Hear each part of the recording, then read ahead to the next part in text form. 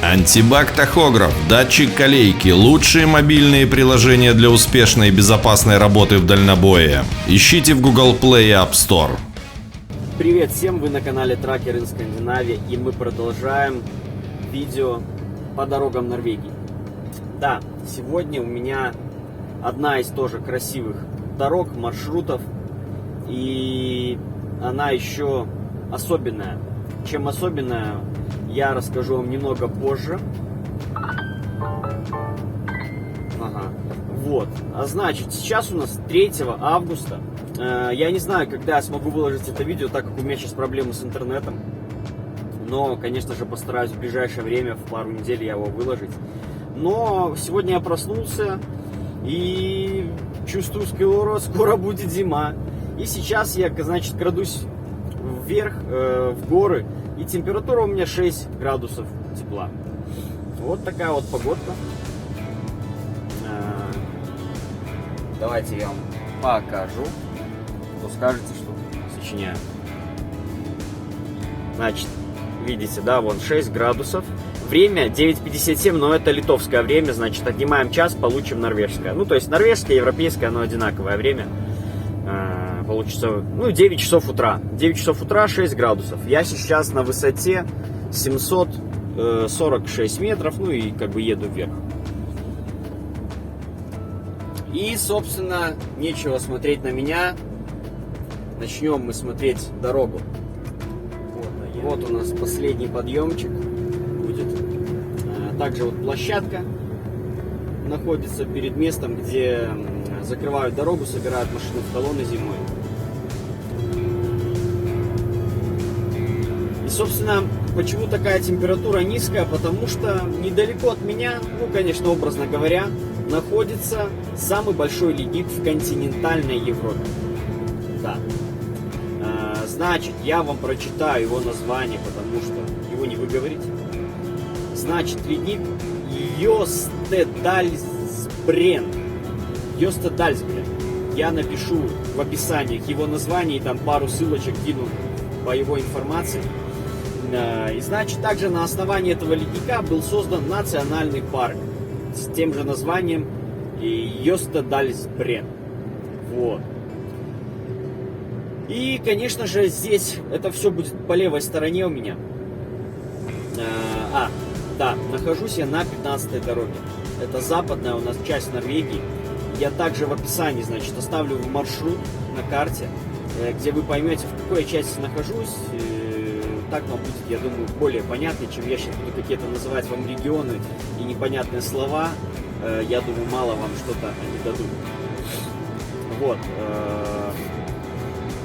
Значит, по левой стороне этого маршрута, здесь, конечно, не все видно, но множество национальных парков и также самая высокая гора в Скандинавии находится тоже там, но она немножко идет другой дорогой, и про нее ничего не буду говорить. Возможно, когда-то попаду я на эту дорогу, и там можно будет отдельно снять хорошее видео. А пока у нас национальный парк Йостедальсбрен. Посмотрим, что мы здесь можем увидеть. И после него еще я остановлюсь в очень одном красивом месте. Прогуляемся с вами по природе Норвегии. К сожалению, у меня ограниченное сейчас время в этой поездке, в этом рейсе. Я сегодня должен успеть выгрузиться. И, конечно, будет немножко обидно, если я все-таки не успею выгрузиться и в итоге не смогу больше времени посвятить сегодняшнему дню и прогулкам каким-то. Можно было много сегодня очень чего снять. Итак, значит, что я вам хочу сказать про этот национальный парк. Его в год посещает около 600 тысяч человек. Да, в наших странах вообще мы редко слышим какие-то туры, путешествия в Норвегию или что-то в этом роде, потому что это все недешево. Это все недешево. И многие, конечно же, выберут все включено и поехать в какой-нибудь отдохнуть там на Гоа какие-нибудь или что-то в этом роде. Но я считаю, лично мое мнение, настоящая красота и то, что нужно отдохнуть, и как можно отдохнуть, это, конечно же, Норвегия. потому что здесь все настоящее. Ты можешь посетить столько всего, и то есть это все у вас включено в плату, как вы едете уже в Норвегию, потому что здесь вы можете посещать все достопримечательности, все водопады, все, что хотите, все бесплатно. То есть, естественно, у вас только расходы идут на жилье, на топливо, в зависимости, как вы куда едете. У меня потихоньку начинают залаживать уши, и нос, и глаза. Чуть-чуть что-то. Во-первых, я уже вторую ночь просыпаюсь с автономкой, с автономным отопителем, потому что прохладно. Я говорю, что вот до этого были по 10 градусов, сейчас я проснулся, тоже было 10 градусов, и вот сейчас еду, было уже 6 градусов. Вот, поэтому август у нас интересный. Я надеюсь, что еще у нас будет тепло и время для хороших прогулок. Вот, значит, сам ледник. Ледник этот занимает площадь 1310 квадратных метров. Основан он был в 1991 году. Значит, для понятия, запас воды этого ледника составляет на 100 лет употребления воды в Норвегии. Ну, то есть вообще, конечно же, в Норвегии много этих ледников от севера до юга. И, в принципе, в Норвегии запасы пресной воды хватит на 1000 лет, это 100%. Тем более она как бы и пополняется, но также есть с каждым годом и подтаивание. И, кстати, вот этот ледник, Йостедальс, он со временем подтаял, и начали находиться разного рода либо вещи, либо даже, то есть, постройки. Какие-то были постройки, которые были когда-то закованы в эти льды, и вот они сейчас оттаяли. Там ведутся тоже множество, конечно, работ, и тем самым это больше привлекает, конечно же, туда туристов. Вот, но без спецподготовки туда, конечно, мало кто идет. И у нас, да, у нас закрывает, конечно, вот этот хребет наш.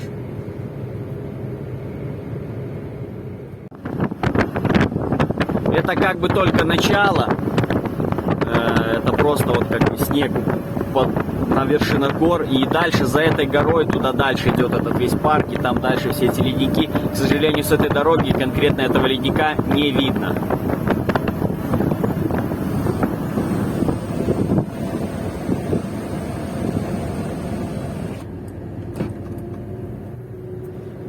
Ну, значит, пока что едем, слушаем музыку, смотрим дорогу. Потом будем, когда уже спускаться. Впереди будет тоннель интересный. Вот, покажу вам его.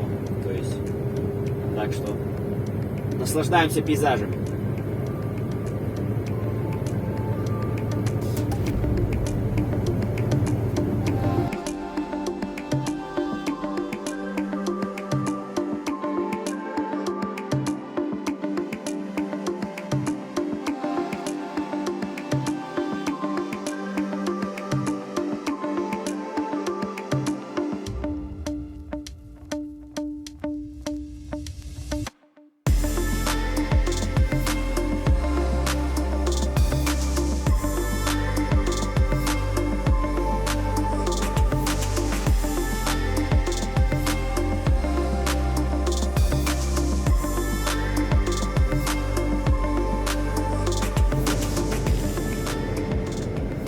Просто красотища, да, по обе стороны вода.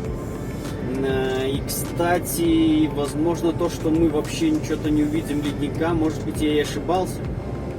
То есть сейчас у нас самая основная картинка будет по левой стороне, спустя несколько там десятков километров, потому что вначале не сильно правильно я посмотрел информацию. То есть мы только к началу подъехали национального парка, и вот сейчас у нас только все должно открываться. Но я, насколько помню, там немножко вид нам загородят эти тоннели.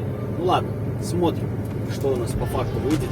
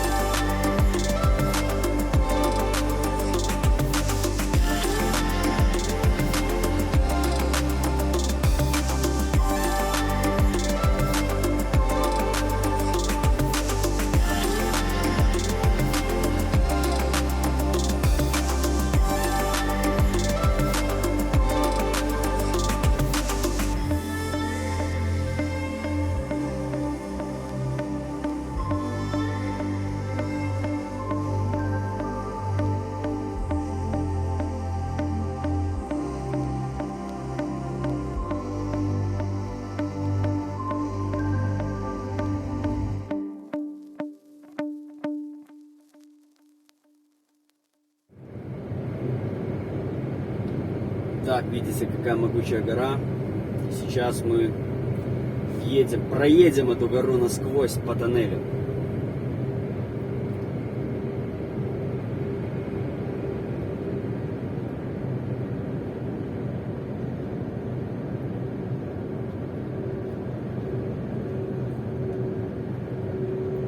Четыре и 6 километра длина тоннеля.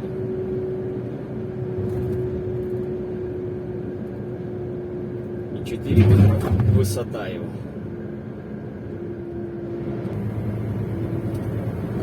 То есть разъезжаться в этом тоннеле нужно крайне аккуратно, чтобы не зацепить края прицепа. Вот мы подъезжаем к такому светофору, и сужение еще больше идет тоннеля в этом месте. И то есть, если едет, я так понимаю, встречка, то загорается красный и закрывается этот тоннель. То есть, и мы стоим, ждем. Ну а так сейчас в теории встречку из грузовиков, по крайней мере, я не должен встретить. Ну и вот светофорчик почему-то этот не сработал, или может он для других целей.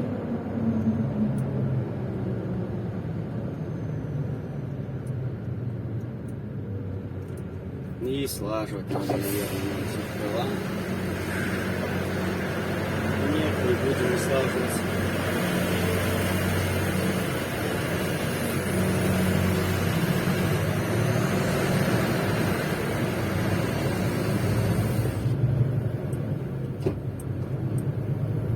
Тогда я не знаю, для чего этот светофор стоит. Но зимой я ехал сюда, и было такое, что да, то есть я стоял, ждал и выезжала. Наверное, когда движение в колонне происходит по перевалу, может быть тогда это закрывают, а в летнее время он всегда открыт. Возможно так. Ну зимой, я думаю, мы проверим, я попаду на эту дорогу.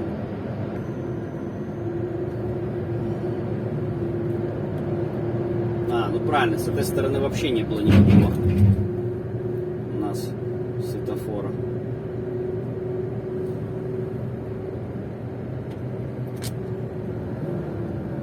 И вот что-то непонятное.